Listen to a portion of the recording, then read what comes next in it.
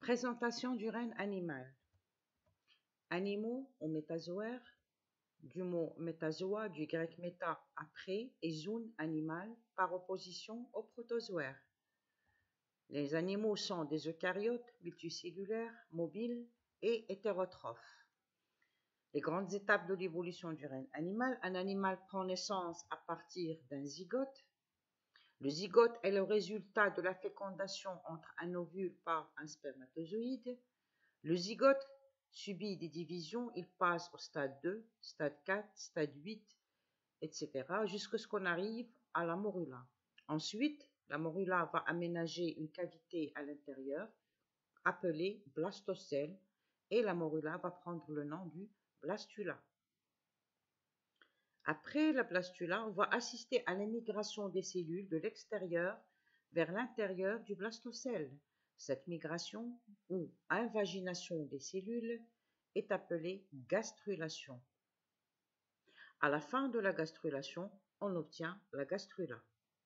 Comme vous le voyez, la gastrula présente un feuillet de cellules externes appelé ectoderme, feuillet de cellules internes appelé endoderme.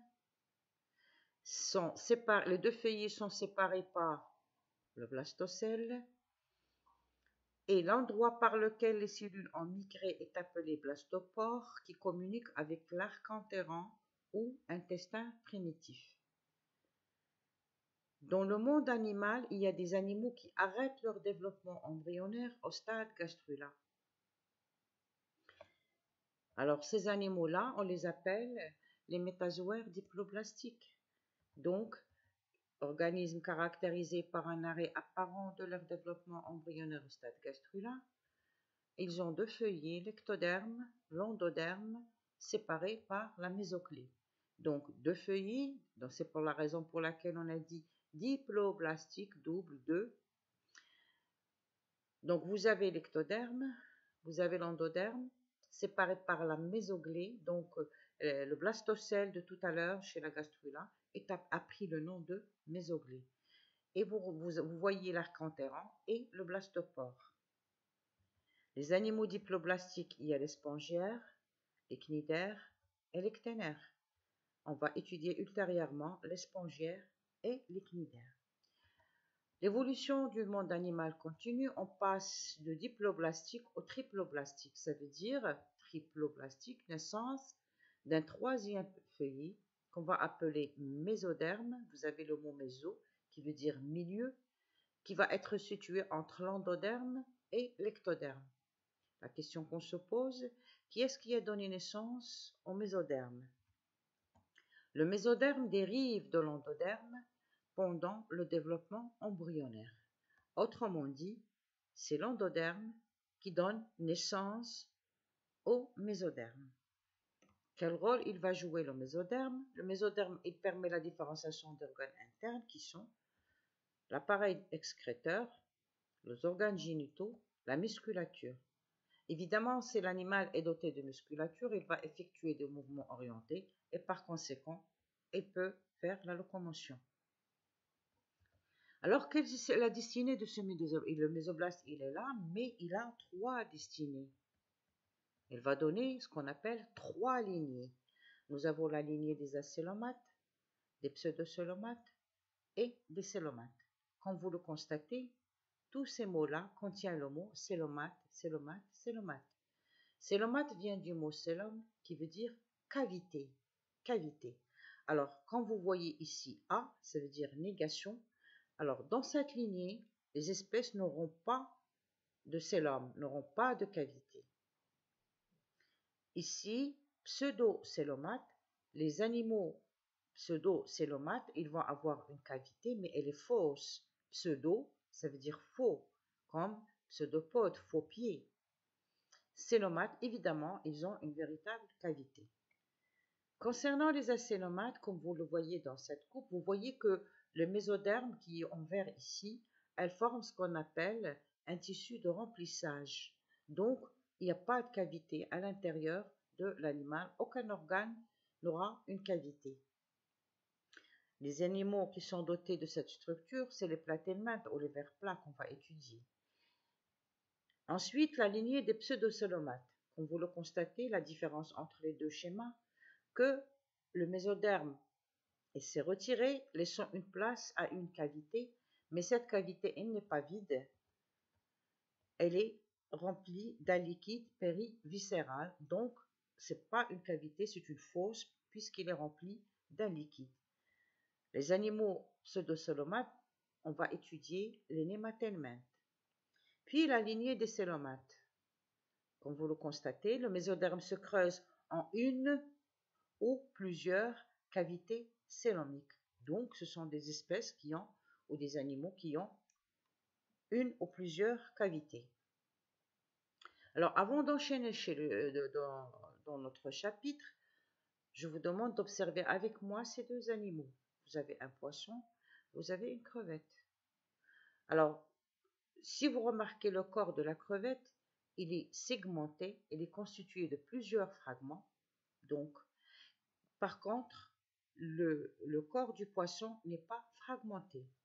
Alors, pourquoi le corps de la crevette est fragmenté et celui du poisson, il n'en est pas?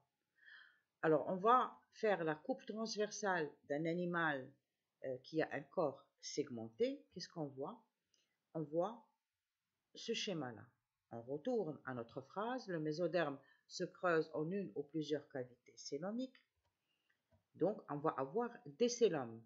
Voilà un célome, deuxième, troisième, etc. Et vous constatez que dans chaque fragment, nous avons des organes. Vous avez le système circulatoire, que vous trouvez dans chaque segment, ça se ressemble. Vous avez le système nerveux dans chaque segment, dans chaque fragment, et vous avez le système excréteur. Donc, nous avons une distribution périodique des masses musculaires, nerveuses, excrétrices ou génitales. Donc, nous assistons ici à une division du corps en unités anatomiques et fonctionnelles. Donc, ces unités-là, c'est ce qu'on appelle les métaméries. Donc, voilà un métamère, voilà un deuxième, voilà un troisième. Et le corps qui est doté de ces métamères, on le qualifie de métamérisé. Donc là, on est en présence d'un corps métamérisé, ça veut dire qu'il présente des métamères. On va retourner au système. Vous avez par exemple le système nerveux. Il est métamérisé, on le retrouve dans chaque métamère. Vous avez le système excréteur métamérisé, lui aussi, idem. De même, le système circulatoire, il est métamérisé, on le trouve dans chaque métamère. Sauf le tube digestif, il n'est pas métamérisé. Il commence par la bouche et se termine vers l'anus. Il n'est jamais métamérisé, le tube digestif, il est continu. Les célomes, bon, donc on va assister, les célomates vont se diviser en deux lignées. Nous avons les protostomiens et les deutérostomiens. Avant de continuer, donc vous avez ici le mot stome, ça veut dire bouche. Donc on va voir ce que ça veut dire. Donc chez les protostomiens, le blastopore va donner la bouche en premier. Proto. Chez les autres, le blastopore va donner l'anus et la bouche en deuxième, deutérostomien. Donc, si on veut, pour la définition, les protostomiens, chez lesquels le blastopore donne la bouche en premier et l'anus en deuxième. Chez les deutérostomiens, le blastopore donne l'anus en premier et la bouche en deuxième. Chez les protostomiens, généralement, ils ont un corps métamérisé. Le système nerveux antérieur est condensé, il est en relation avec une chaîne nerveuse ventrale. Donc, avant de continuer, je vais orienter l'animal. Donc, vous avez ici la partie antérieure, là, postérieure. Ici, vous avez le côté dorsal et là, la partie ventrale. Le système nerveux est condensé, donc il est condensé, réuni au niveau dans la partie antérieure, mais il est en relation avec une chaîne nerveuse ventrale située au niveau ventral. Ensuite, cette chaîne nerveuse, le système nerveux, comme vous le constatez, elle est située sous le tube digestif. Donc, vous avez le tube digestif et le système nerveux, il est sous le tube digestif. On qualifie ces animaux d'hyponeuriens. Donc, hypo, ça veut dire au-dessous, neurien, du système nerveux, sous le tube digestif.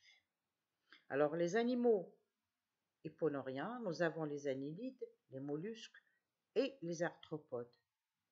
Concernant le deutérostomien, le niveau de différenciation et la position du système nerveux permettent de scinder cet ensemble en deux groupes. Ça veut dire on va avoir deux lignées scindées, diviser l'ensemble en deux groupes. Vous avez les épithéloneuriens. Le système nerveux est imparfaitement dégagé de l'ectoderme dont il dérive. La céphalisation est nulle, pas de métamérie. Avant de vous expliquer, je vous rappelle que l'ectoderme, c'est lui qui donne naissance au système nerveux, une partie du système nerveux. Donc, qu'est-ce qu'il dit la phrase? Le système nerveux imparfaitement, il ne s'est pas dégagé de l'ectoderme dont il dérive, qui lui a donné naissance. Ça veut dire que l'ectoderme a donné naissance au système nerveux, mais il ne s'est pas dégagé, il ne s'est pas détaché de lui. La céphalisation, ça veut dire la formation d'un véritable cerveau, est nulle, n'existe pas. Il n'y a pas de métamère. Les animaux qui sont dotés de ces structures, vous avez les échinodermes, comme les étoiles de mer que vous connaissez. Vous avez les stomocordés. Vous avez ici l'espèce Balangololos. Et vous avez les pogonophores. Ensuite, vous avez les hypinoriens. Système nerveux complètement dégagé de l'ectoderme. Donc voilà, donc le système nerveux s'est complètement dégagé. Et là, on assiste à une véritable céphalisation, à une véritable formation de cerveau. Le système nerveux localisé au-dessous du tube digestif, donc vous constatez la différence. Tout à l'heure, il était au-dessous, maintenant, il est au-dessus. Présence d'une corde située entre le tube digestif et le système nerveux. On va voir le schéma. Voilà, donc vous avez le système digestif et vous avez le tube nerveux ou le système nerveux et la corde, elle est située entre les deux. Une remarque, la corde peut s'écrire soit CO ou CHO, c'est la même chose. Donc, les espèces qui sont dotées d'une corde, ils sont appelés les cordés. Vous trouvez dans certains ouvrages écrites CHO, c'est la même chose. Dans la lignée des cordés, nous avons trois lignées. Les procordés, tels que les acidies. Nous avons les céphalocordés, tels que l'amphixus. Et les vertébrés que vous connaissez, y compris l'homme. Pour récapituler ce que nous avons étudié depuis le départ, la destinée du mésoblaste, nous avons dit qu'il y avait trois lignées ou trois destinées du mésoblaste. Vous avez la célomate, pseudocélomate, célomate. On avait dit que chez les célomates, il y avait deux lignées, les protostomiens et les deutérostomiens. Les protostomiens, chez qui le blastopore dans la bouche en premier. Les deutérostomiens, chez qui le blastopore dans la bouche en deuxième. Chez les blastopores, on avait les hyponeuriens, ça veut dire le système nerveux situé sous le tube digestif. Chez les deutérostomiens, nous avons deux lignées, les épithéloneuriens et les épinoriens. Chez les épithéloneuriens, le système nerveux imparfaitement dégagé de l'ectoderme, pas de céphalisation, pas de métamérie. Chez les épinoriens, céphalisation, système nerveux au-dessus du tube digestif, corde entre tube digestif et système nerveux. Alors, on va voir maintenant la symétrie, le plan de symétrie chez les animaux. Donc, il y a des animaux qui ont un plan de symétrie et ils présentent la partie droite qui ressemble à la partie gauche. Dans ce cas-là, on parle de symétrie bilatérale. Un autre exemple, vous avez la vue de l'extérieur d'une grenouille. Si on passe un plan de symétrie au centre, on va avoir la partie droite qui ressemble à la partie gauche, comme je viens de vous dire, la vue externe. Mais dans le monde animal, il n'y a pas que la symétrie bilatérale, il y a aussi la symétrie radiaire. Ou alors vous allez trouver dans d'autres ouvrages radiale, ça veut dire la même chose. Alors, comme vous le constatez, la symétrie bilatérale, c'était deux parties symétriques, mais ici, vous avez, par exemple, ici, 4 parties symétriques. Ici, vous avez 1, 2, 3, 4, 5, 6, 7, 8 parties symétriques. Alors, dans le premier cas, on dit c'est une symétrie radiaire d'ordre 4, et là, c'est une symétrie radiaire d'ordre 8.